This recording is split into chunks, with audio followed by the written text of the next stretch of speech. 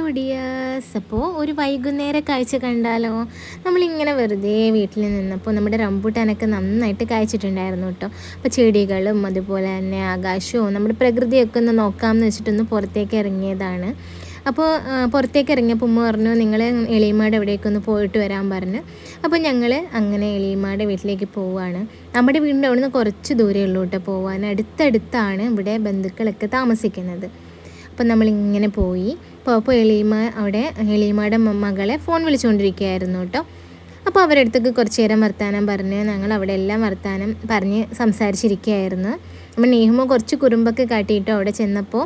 അത് കഴിഞ്ഞതിന് ശേഷം എളിയമ്മ ചായയൊക്കെ ഇട്ടു. ചായ പിന്നെ ഒരു നിർബന്ധമാണല്ലോ, എവിടെ ചെന്നാലും ചായയും ബേക്കറി എടുത്ത് വെക്കും കേട്ടോ.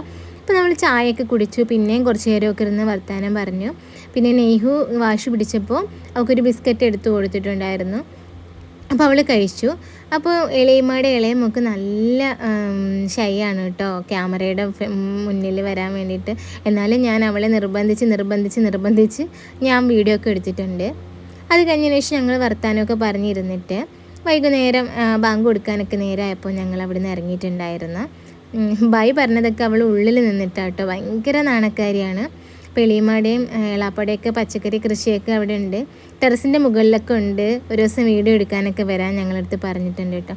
അപ്പോൾ അതെല്ലാം കഴിഞ്ഞ് ഞങ്ങൾ വീട്ടിലേക്ക് എത്തിയിട്ടുണ്ട് കേട്ടോ. അപ്പോൾ ഇന്നത്തെ വീഡിയോ ഇത്രയേ ഉള്ളൂ. Bye bye.